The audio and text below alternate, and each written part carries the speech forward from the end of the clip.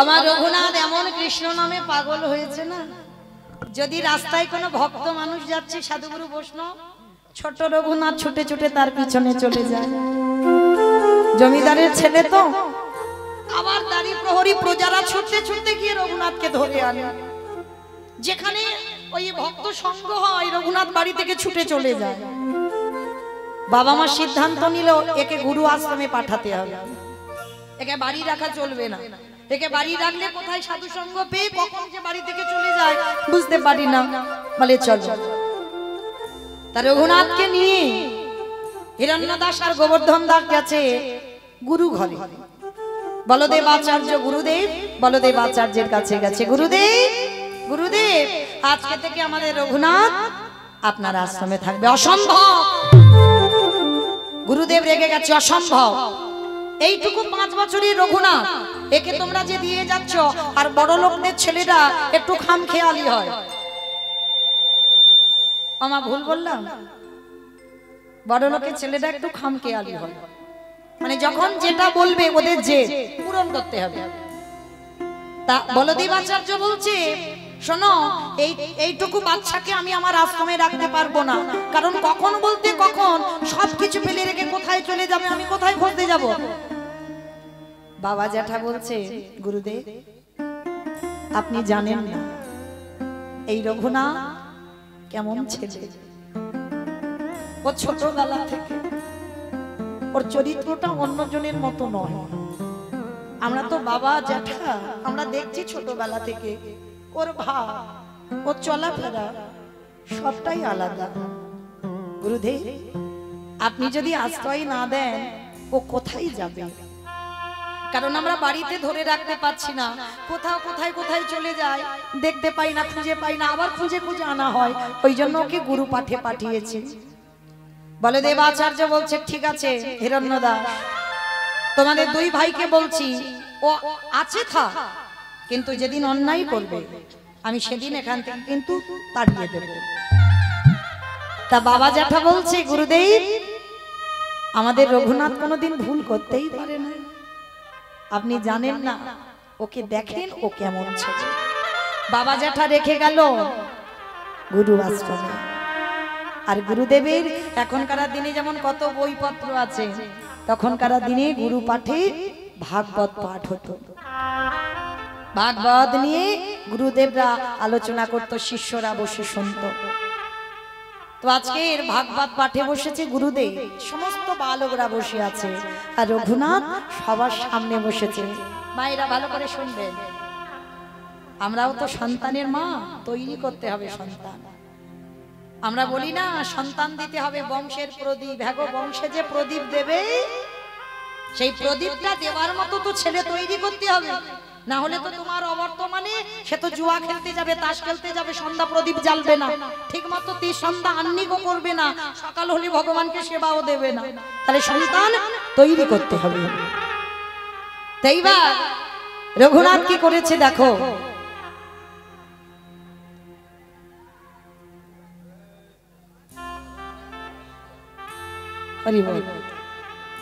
রঘুনাথ যেই না ছোট্ট ছেলে বসেছে ভাগবত পাঠের সামনে, আর পাঠক ঠাকুর মানে গুরুদেব বলদেব আচার্য পাঠ করছে না, আর ওইটুকু দুধের ছেলে সামনে বসে বসে বাবা নয়ন জলে বুক ভাসাচ্ছে। গুরুদেব পাঠ করে যাচ্ছে, ভাগবত পাঠ করে যাচ্ছে, আর ওইটুকু ছেলে পাগলের মতো বসে বসে কাঁদছে।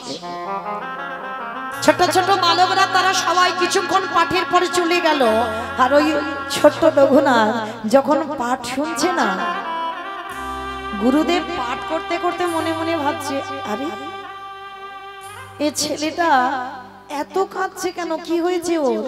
তবে কি ওর বাবা মার কথা মনে পড়ছে ওই জন্য কান্নাকাটি করছে। গুরুদেব ভাগবতটা রেখে রঘুনাথকে ডেকেছে, রঘুনাথ এসো আমার কাছে এসো। রঘুনাথ, রঘুনাথকে কোলের উপরে গুরুদেব বসিয়েছে। বাবা তুমি কাঁদছিলে কেন? তুমি অমন করে সামনে বসে বসে আমি পাঠ করছি আর তুমি কাঁদছো, কি হয়েছে বাবা তোমার? ও বাবা মার কথা, জ্যাঠার কথা মনে পড়ছে না গুরুদেব? তাহলে কাঁদছো কেন? অন্যান্য কি পড়ুয়ারা তোমাকে মেরেছে? না গুরুদেব। তাহলে কাঁদছো কেন? ওই যে আপনি ভাগবত পড়ছিলেন, ও বাবা ওইটুকু ছেলে তুমি কি ভাগবতের এত কঠিন শ্লোক বুঝতে পারলে? না গুরুদেব, আমি কিছু বুঝতে পারিনি। তাহলে কাঁদছো কেন? আমি কাঁদছি তার একটাই কারণ, গুরুদেব আমি কি তারে পাবো না? বলো না, আমি কি তারে পাবো না? কার কথা বলছিস বাবা? কাকে পাওয়ার কথা বলছিস? গুরুদেব আমি কি কোনোদিন কৃষ্ণ চরণ পাবো না? ও গুরুদেব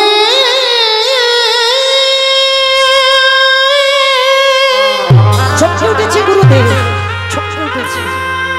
আমায় বলি না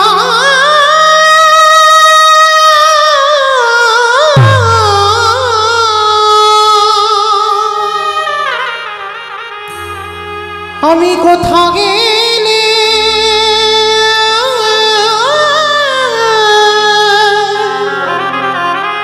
কৃষ্ণ চরণ দর্শন পাবো।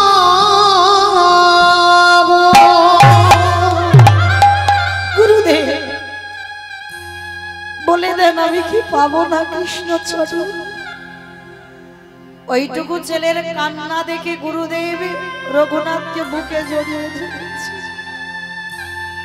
রঘুনাথ তোর এতটুকু বয়স, তুই কৃষ্ণ পাবার জন্য কাঁদছিস? গুরুদেব আমার যে বড় ইচ্ছা, আমি একবার কৃষ্ণ বদন দেখতে চাই। বলো না গুরুদেব আমি কি কৃষ্ণ পাবো না? আমি কি কৃষ্ণ চরণ দর্শন করতে পারবো না? পাবি বাবা পাবি। আমি গুরুদেব আমি তোর মাথায় হাত দিয়ে আশীর্বাদ করছি, পাবি তুই কৃষ্ণ চরণ পাবি। আশ্রমে রইল রঘুনাথ। কিছুদিন পর নামাচার্য হরিদাস ঠাকুর বেনাপোলের জঙ্গলে লক্ষ হীরাকে উদ্ধার করে বলদেব আচার্যের ঘরে এসেছে। আর যেই না বলদেব ঘরে এসেছে, সমস্ত পড়ুয়ারা সবাই হরিদাস ঠাকুরকে দর্শন করে সবাই প্রণাম করছে। আর রঘুনাথ হরিদাস ঠাকুরকে দেখে ষষ্ঠাঙ্গে দণ্ডবত। এই পৃথিবীতে দুজন ভক্ত আছে বাবা, হরিদাস ঠাকুরের মতো কেউ এত নাম জপ করতে পারবে না, যে যতই বড় ভক্ত হোক না কেন হরিদাস ঠাকুরের মতো নাম জপ কেউ করতে পারবে না। আর রঘুনাথ দাস গোস্বামীর মতো দণ্ডবত প্রণাম পৃথিবীতে আর কোনো ভক্ত পারবে না। যেই না হরিদাস ঠাকুরকে দণ্ডবত প্রণাম করেছে আর ভক্তকে পরশ করে হরিদাস ঠাকুর চমকে উঠেছে, একে একে একে এমন করে আমায় পরশ করলো। আচ্ছা বাবা ভক্ত চিনবে কি করে বলো তো? এইটা খুব দামি কথা, ভক্ত চিনবে কি করে? এই গলায় তুলসীর মালা দেখলে মনে করবে আমি বড় ভক্ত? না, দাদার সঙ্গে তিলক সেবা করা রয়েছে আমি বড় ভক্ত? না। তাহলে ভক্তর কোন জায়গা দেখলে চিনতে পারবে? ভক্তের নয়নের দিকে তাকাবে। যে ভক্তের নয়নে কৃষ্ণ প্রেমে বাড়ি ছড়ে, একবার কৃষ্ণ নামে যার হৃদয়টা দুলে ওঠে, মনে রাখবে তুমি কিঞ্চিত ভক্ত হবার যোগ্যতা অর্জন করেছো মাত্র। আর ভক্ত চিনতে গেলে তার নয়নের দিকে তাকাতেই হবে। যেই না রঘুনাথকে তাকিয়েছে চোখের দিকে, হরিদাস ঠাকুর বলে বলেন এই তো সেই মাটি, যে মাটিতে বীজ পুঁতলেই অঙ্কুরিত হবে। কত দামি কথা বাবা। এই মাটিতে বীজ পুঁতে দেব, পুঁতলে ওই মাটিতে বীজ অঙ্কুরিত হবে। হরিদাস ঠাকুর রঘুনাথকে বুকে জড়িয়ে ধরেছে। রঘুনাথ যেই না হরিদাস ঠাকুরকে একটাই কথা বলছে, প্রভু বলেন না আমি কি তারে পাবো না? যাকেই দেখতে পাই রঘুনাথ শুধু একটাই কথা বলে, বলেন না আমি কি তারে পাবো না, আমি কি তাকে পাবো না? এই ছেলে কার কথা বলছিস? কেন? আমি কৃষ্ণ পেতে চাই। মানে সারাদিন ছেলেটা কৃষ্ণ বলতে বলতে যেন পাগল, কৃষ্ণ বলতে বলতে যেন উন্মাদ। আর সব সময় হরিদাস ঠাকুরকে রঘুনাথ অনুকরণ করত। হরিদাস ঠাকুর 24 ঘন্টায় একবার আহার করত। যারা ভক্তি জীবনে নেমেছো বাবা, অধিক আহার নিষিদ্ধ, অধিক নিদ্রাও নিষিদ্ধ।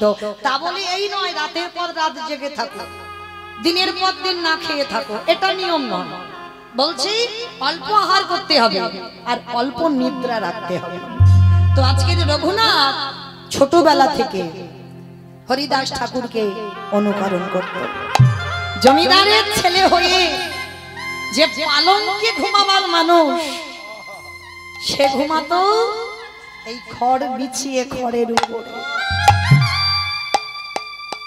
যে জমিদারের ছেলের পাবালিশ না হলে ঘুম হবে না, ওই খড়ের বিছানায় ঘুমায়। আর একটা বহির্বাস একটা অন্তর্বাস, আর কিছু নয়। রঘুনাথ পাঠশালা থেকে বাড়িতে গেলেন, আর পাঠশালা থেকে গিয়ে না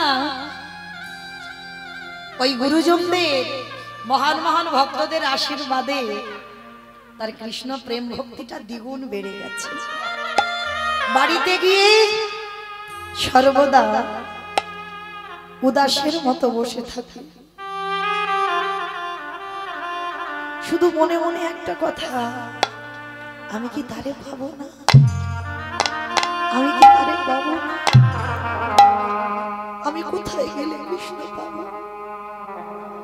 বাবা জ্যাঠা রেগে গিয়ে বলছে ছেলেকে বন্দি করে রেখে দাও, এ পাগলের মতো শুধু কৃষ্ণ কৃষ্ণ বলে কাঁদছে, আর সাধুগুরু বৈষ্ণব দেখলে তার পিছনে পিছনে ছুটে যাচ্ছে, ওকে ঘরে বন্দি করো। বাবা জ্যাঠা রঘুনাথকে ঘরে বন্দি করে দিল, হাতে পায়ে শিকল দিয়ে বেঁধে রেখেছে, ছেলে যাতে আর বৈষ্ণব সঙ্গ করতে না পারে, কৃষ্ণ বলে চলে না যায়। কি গো মা, পারবে বেঁধে রাখতে? এই কৃষ্ণ নামের রোগ যদি একবার তোমার ধরে যায়,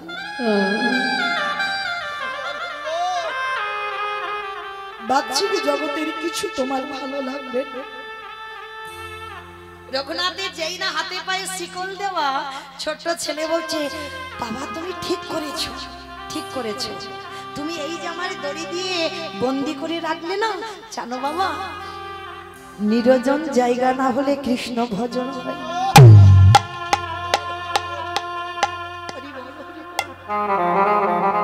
ভজন লোকালয় হয় না বাবা। এই যে আমরা জপের মালা নিয়ে জপ করি না লোকের সামনে, এটা দেহ শুদ্ধ হয়, আসল ঘরে নাম হয় না। আসল ঘরে নাম করতে গেলে তোমাকে নিরজনে একাকী বসতে হবে। একাকী বসে দেহ মন প্রাণটা একেবারে কৃষ্ণ চরণে সমর্পণ করতে হবে। আন ভাবনা নয়, আন চিন্তা নয়, তখন নিরজনে বসে তুমি নাম করো, সেটা হবে তোমার আসল ঘরে নাম। আর এটা তোমার দেহ শুদ্ধ হচ্ছে মাত্র, অন্য কিছু হচ্ছে না। তো এইবার রঘুনাথ যেই না বন্দি করে রেখেছে, বাবা জ্যাঠাকে বলছে ঠিক করেছো, আমি এইবার নিরজনে বসে আমি নাম জপটা করতে পারবো। রঘুনাথকে খেতে দেয়, খায় না। 1 সপ্তাহ হয়ে গেল রঘুনাথ কিছু খাচ্ছে না, অনাহারে অনিদ্রায়, শুধু মনে একটা কথা, আমি কি তারে পাবো না। এই ভাবনাটা রাখতে হবে মানুষের জন্য, এই ভাবনাটা রাখতে হবে কৃষ্ণ চরণ পাবার জন্য। 1 সপ্তাহ একটা ছেলে খায়নি, ভাবেন মা জ্যাঠামশাই হিরণ্যদাস খবর পেয়েছে, ছুটে এসেছে। রঘুনাথ, রঘুনাথ, আমি শুনলাম তুমি নাকি খাওয়া দাওয়া সব বন্ধ করে দিয়েছো, তুমি নাকি ঘুম নিদ্রা সব ভঙ্গ করছো। কেন, কি হয়েছে তোমার? কেন, কার জন্য তোমার এত কষ্ট? কার জন্য তুমি এত কাঁদো? বলো আবার। জ্যাঠামশাই, জ্যাঠামশাই, আমি বলবো। রঘুনাথ, তোর এই চেহারা, তোর দেখে আমার যে বড় কষ্ট হচ্ছে বাবা। বল বল, তুই আমার কাছে কি চাস? কার জন্য তোর মন এত আকুলি বিকুলি করে? কার জন্য তোর এত জীবনে কষ্ট? দেবে জেঠু, আমি যা চাইবো তুমি দেবে জেঠু। দেবো বাবা, দেবো, কিন্তু তোর কষ্ট আমি দেখতে পাচ্ছি না, আমি তোকে দেবো। বল বাবা, তুই কি চাস? না, ওই রকম বললে হবে না, আগে ত্রিসত্য করো, আমি যা চাইবো তাই দেবে। জ্যাঠামশাই ত্রিসত্য করলো। রঘুনাথ বলছে, জেঠু তুমি কিন্তু ত্রিসত্য করেছো, আমাকে কিন্তু দিতে হবে। বললাম তো বাবা দেব। বল, কার জন্য তুই এত খাচ্ছিস? কার জন্য তোর জীবন এত আকুলি বিকুলি হয়? কে সে? জেঠুর হাতটা ধরে বলছে, জেঠু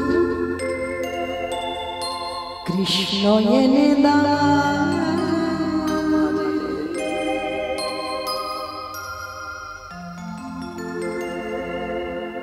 কৃষ্ণ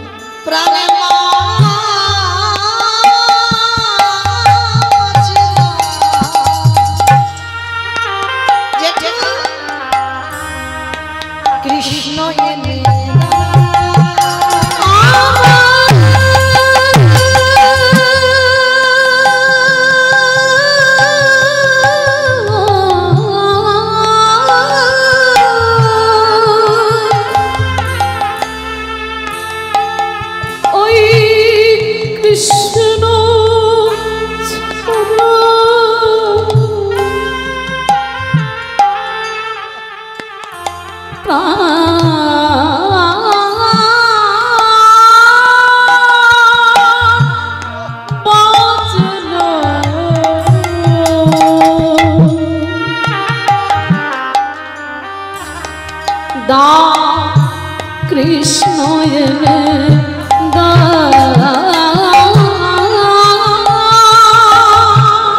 কেউ বোঝে না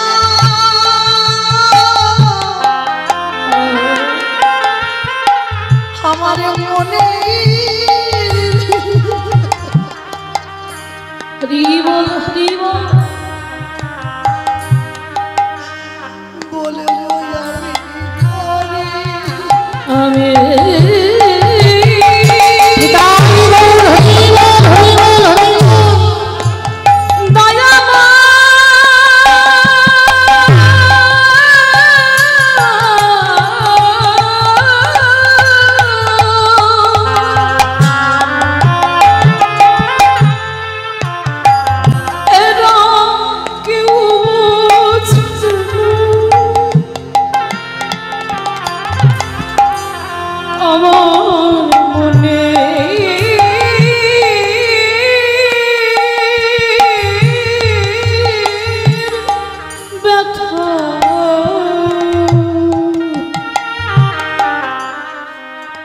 বলো বলবো আমি কৃষ্ণ এনে দাও জেঠু, আমার কৃষ্ণ এনে দাও। আমি কৃষ্ণ ছেড়ে দাও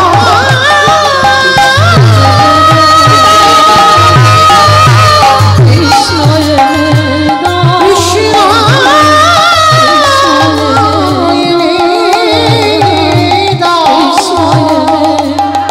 কৃষ্ণ এনে দাও। রঘুনাথ, সেই তো কৃষ্ণ নামে পাগলামি, সেই কৃষ্ণ এনে দাও, কৃষ্ণ এনে দাও। গুরুদেব বলদেব আচার্য সংবাদ পেয়েছে শিষ্য এক সপ্তাহ কিছু খাইনি, ঘুমাইনি। বলদেব আচার্য ছুটে এসেছে, রঘুনাথ শুনলাম তুমি নাকি খাওয়া দাওয়া সব বন্ধ করেছো। হ্যাঁ, কেন তুমি খাওয়া দাওয়া বন্ধ করে দিয়েছো? শোনো রঘুনাথ, কৃষ্ণ বলে কাঁদলে তুমি কৃষ্ণ পাবে না। সেই কৃষ্ণ নবদ্বীপের মাটিতে গৌর হয়ে এসেছে। তুমি গৌর বলে কাঁদো, আর গৌরকে দর্শন করলে তোমার কৃষ্ণ দর্শন হয়ে যাবে। গুরুদেব, গুরুদেব, আমি গৌর বলে কাঁদলে আমার কৃষ্ণ দর্শন হয়ে যাবে, তাহলে আছে কোথায় গৌর? তাহলে কেন নবদ্বীপের মাটিতে। জ্যাঠামশাই আর বাবা দুজনে রঘুনাথকে নিয়ে গেল, আর ঠিক ভোরের বেলা নবদ্বীপের মাটিতে নবদ্বীপের মানুষরা তারা সবাই হরিনামে মেতে আছে। আর সেই হরিনামে এমন পাগল, আর সেই দিনে রঘুনাথ আর হিরণ্য দাস আর গোবর্ধন দাস গিয়ে দাঁড়িয়েছে। ভজ গৌরাঙ্গ কহ গৌরাঙ্গ। সবাইকে বলতে হবে, সবাই দিকে হাত দুটো তোলো, সবাই একসঙ্গে। ভজ গৌরাঙ্গ কহ গৌরাঙ্গ, লহ গৌরাঙ্গী নামে। ভজ গৌরাঙ্গ কহ গৌরাঙ্গ, লহ গৌরাঙ্গীর নামে। আহাজে জানা গৌরাঙ্গ হজে সেহাই আমার প্রাণ রে।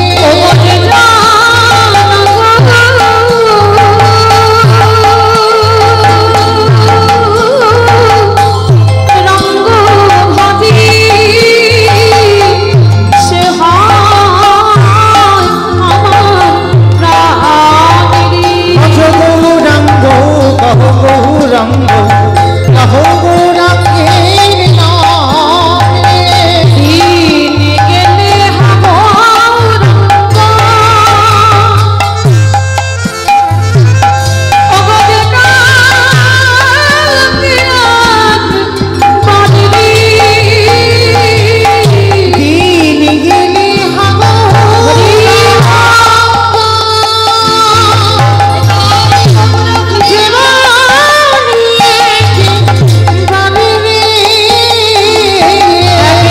দিন গেলে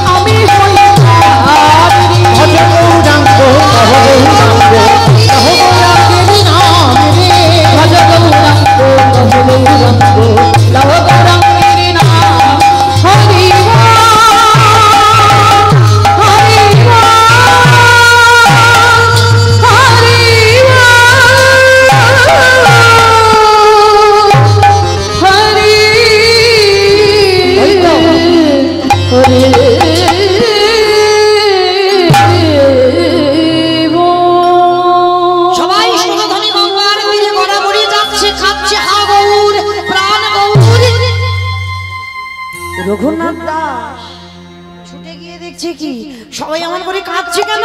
হ্যাঁ গো, তোমরা কাঁদছো কেন? কি হয়েছে? তোমরা হা গৌর প্রাণ গৌর বলে কাঁদছো কেন? সবাই কাঁদছে একটাই কারণে, নিমাই 24 বছর বয়সে সন্ন্যাস নিয়ে চলে গেছে। রঘুনাথ মাথায় হাত দিয়ে বসে পড়ল। যার দেখবার জন্য হুগলি জেলায় আদি সপ্তগ্রাম থেকে ছুটে এলো, সেই গৌর চরণ হারিয়ে ফেললো, গৌর দর্শন হলো না। কিন্তু যখন এই অদ্বৈত আচার্যের ঘরে শান্তিপুরে এসেছিল, তখন তোর বাবা জ্যাঠা রাজা, তখনকার দিনে জমিদার, তা যখন সংবাদ পেল যে অদ্বৈত আচার্যের ঘরে আমার নিমাই এসেছে, তখনই রঘুনাথকে সঙ্গে নিয়ে সন্ন্যাস নেবার পরে রঘুনাথকে নিয়ে একেবারে নিমাইয়ের চরণে এসেছিল। আর অদ্বৈত আচার্যের ঘরে এসে যেই না নিমাই একেবারে বসে আছে সিংহাসনে, আর একেবারে দণ্ডবত প্রণাম করেছে রঘুনাথ। আর যেই না প্রণামটা করা, মহাপ্রভু বলছে নিতাই চাঁদকে, দাদা আমি যে পাত্রে প্রসাদ পাই ওকে একটু প্রসাদ দাও। কৃপা হয়ে গেল, ওইটুকু ছেলেই একদিন সবে দর্শন। মহাপ্রভুর উচ্ছিষ্ট প্রসাদ, যে প্রসাদের জন্য ভক্তরা লালায়িত, রঘুনাথ পেয়ে গেল। আর যেই না রঘুনাথ পেয়ে গেল প্রসাদ, কিছুদিন আমার গৌর চরণ সেবা করলো রঘুনাথ। এবার মহাপ্রভু তো ফিরবে, বেশিক্ষণ তো এক জায়গা থাকতে পারবো না, তিনি সন্ন্যাস। তা ফিরে যাবে, রঘুনাথকে বলছে, রঘুনাথ যাও বাবা, এবার বাড়িতে ফিরে যাও। না গৌর, আমি ওই ঘরে আর ফিরবো না, আমি তো তোমার চরণে থাকবার জন্য এসেছি, অসম্ভব। রঘুনাথ, তোমার এখনো সেই বৈরাগ্য হয়নি। রঘুনাথ, চেষ্টা করো যেন মর্কট বৈরাগ্য হয়ে না যায়। মর্কট বৈরাগ্য বলছে কেন? মর্কট কাকে বলে? বানর। বানর এরা ভোগী, কিন্তু হনুমান ভোগী নয়, ত্যাগী। তো বলছে তুমি মর্কট বৈরাগ্য হইও না। ওই জপের মালা নিয়ে জপ করবে, কিন্তু বিষয় বৈভবে ডুবে থাকবে, ওই বৈরাগ্য ধারণ করো না, কারণ ওটা অপরাধ। রঘুনাথ, তোমাকে আসতে হবে না, কৃপা যদি হয়ে যায় আমি তোমাকে ঠিক আমার কাছে টেনে নেব। কে গো মায়েরা, অনেকে না গুরু আশ্রয় করবার জন্য ছটফট ছটফট করে, বলে না ছটফট করতে লাগে না, যেদিন কৃপা হয়ে যাবে সেদিন গুরু ঠিক তোমায় চিনে নেবে, কিন্তু কর্ম তোমায় ঠিক করে যেতে হবে। তো এইবার রঘুনাথকে পাঠিয়ে দিল। রঘুনাথ কাঁদতে কাঁদতে গঙ্গা পার হয়ে ফিরে আসছে। গঙ্গায় উঠেছে, আজকে নৌকায় উঠে পার হচ্ছে। নিতাই পদ কমল কোটি চন্দ্র সুশীতল, যে ছায়ায় জাগত জুড়ায়, পদ কমল কোটি চন্দ্র সুশীতল, যে ছায়ায় জোড়ায়, নদীটায় দিনের ভাই রাধা কৃষ্ণ পাইবে না,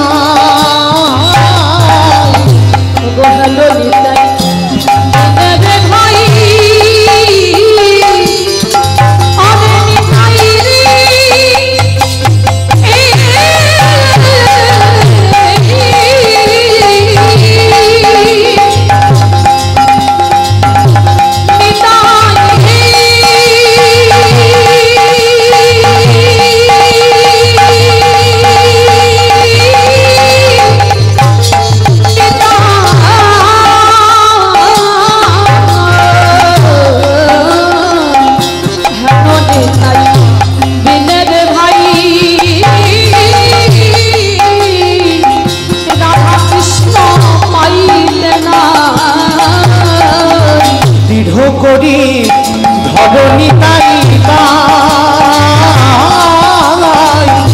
দৃঢ় করি ধরণী তাই, সে সম্বন্ধ নাহি যায় বৃথাই জন্ম গেল না, সেই পশু বড় দুরাচার। সেই সম্মান নাই না, বৃথা জন্ম সেই পশু অহংকারে মত্ত হইয়া নিতাই মহাত্মা সভিয়া, অহংকারে মত্ত হইয়া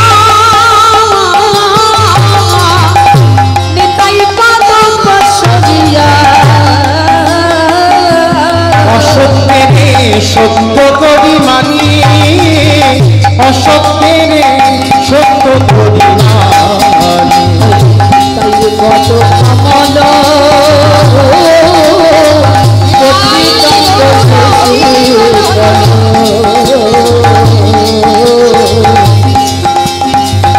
যে ছায়ায় জগৎ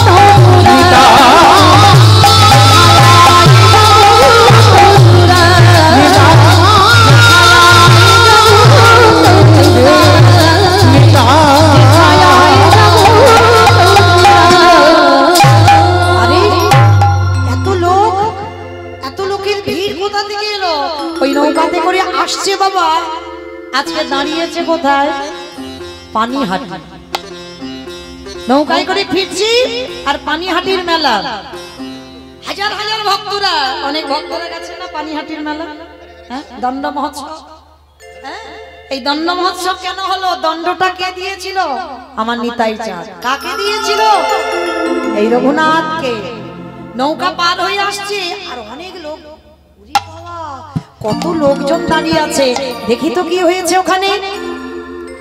যেই না রঘুনাথ নৌকা থেকে নেমেছে, নিতাই চাঁদ সঙ্গে সঙ্গে বলে বলেন, আরে চোর চোর।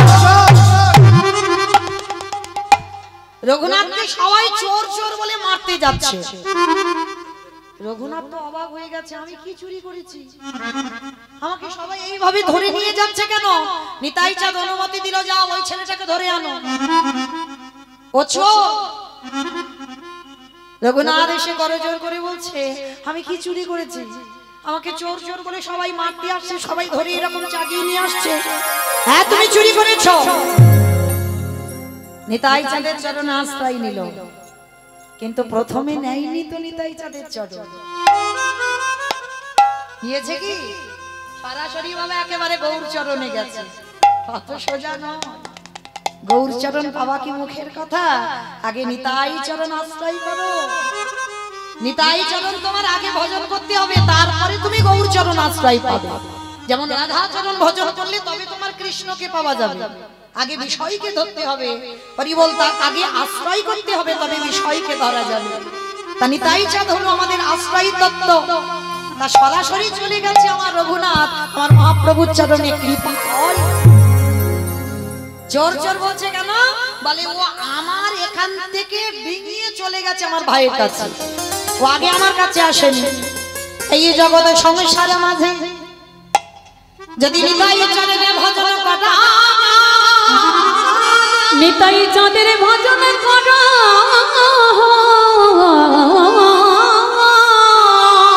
তবে আমার গৌর চাঁদের কৃপা পাওয়া যাবে। আরে গৌর চাঁদের কৃপা যদি পাওয়া যায় তবে ব্রজে যেতে পারবে। আরে ব্রজে যদি যেতে পারো, আমার রাধা গোবিন্দের যুগল দর্শন হবে। আমার গৌর চাঁদে কৃপা হলে বলে ব্রজে যুগল দর্শন পাবি। আমার আমার প্রাণে গৌর পাবি। আজকে যেই না নিতাই চাঁদ বলছে, শোনো তোমাকে দণ্ড দেওয়া হবে। বলে কি দণ্ড? বলে এই পানিহাটিতে যত যত ভক্ত আছে সবাইকে তোমায় চিড়ে দধি খাওয়াতে হবে।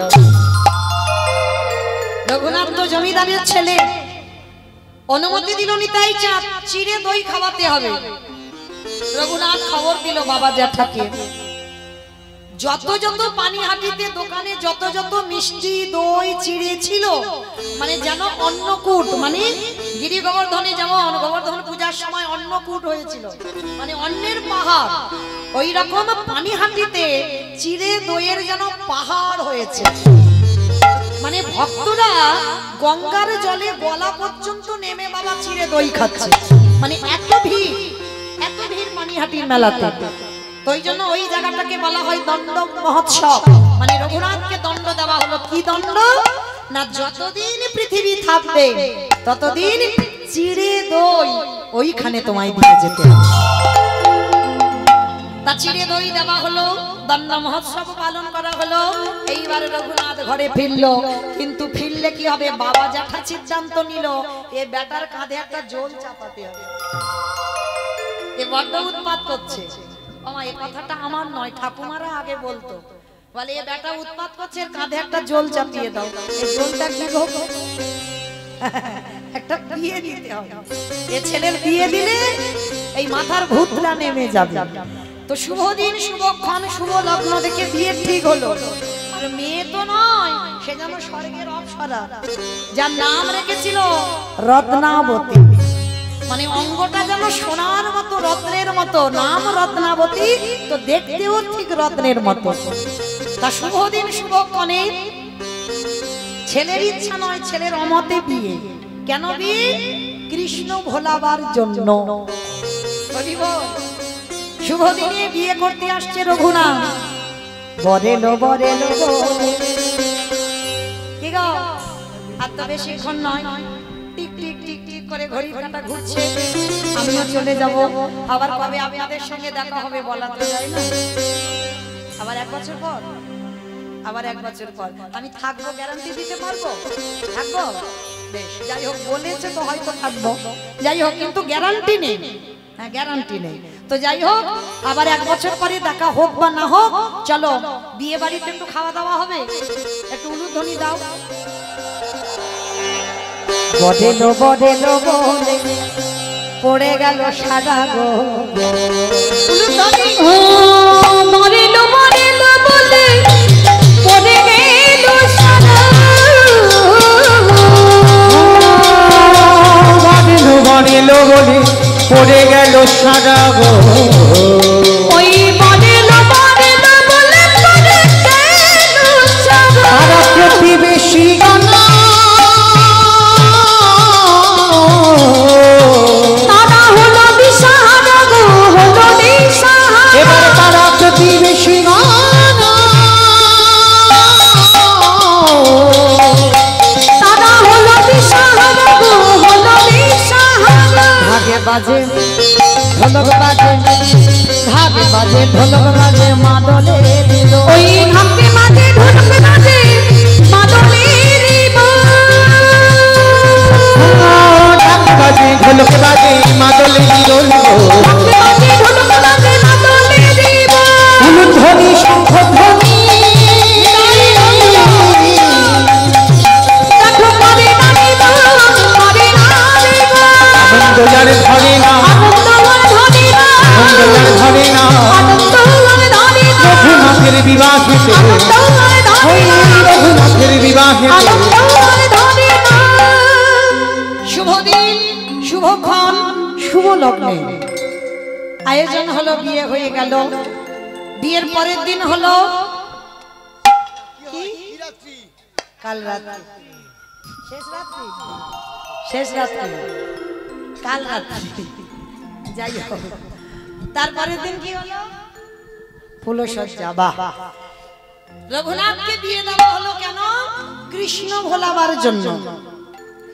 এইবার রঘুনাথ ঘরের দরজা বন্ধ করে বসে আছে, রত্নাবতী প্রবেশ করেছে। প্রবেশ করে মা উল্টে গেছে। উল্টে গেছে মানে কি জানো? বাসর ঘরে তো এখনকার দিনে নয় মা, আগে থেকে অনেকবার দেখা সাক্ষাৎ হয়ে যাচ্ছে, কান্নাকাটির সিন না। কিন্তু তখনকার দিনের মেয়েরা ছোট ছোট বিয়ে দেওয়া হতো। আর যখন ওই বউ ভাতের দিন বাপের বাড়ি থেকে লোকজন যেত, কান্নাকাটি হতো না। এখন তো সে কান্নাকাটি নয়, নাচানাচি হয়। হ্যাঁ, তখনকার দিনে কান্নাকাটি হতো কেন? এই যে বাপের বাড়ি থেকে লোকজনেরা এলো আবার চলে যাবে, এই কষ্টের জন্য কাঁদতো। দেখিনি, শুনেছি না। হরি বল। এইবার রঘুনাথ কি করেছে? এই জায়গায় উল্টে গেল কেন? রত্নাবতী কাঁদছে না, রঘুনাথ ঘরের কোণে বসে বসে কাঁদছে। তা রঘুনাথ যখন কাঁদছে, রত্নাবতী গিয়ে স্বামীর চরণে প্রণাম করেছে। এখনো বদন দেখেনি কিন্তু রঘুনাথ, কোন নারী বদন দেখে না। এই প্রথম একটা নারী, তাও বদন এখনো দেখেনি। 3টে দিন হয়ে গেল।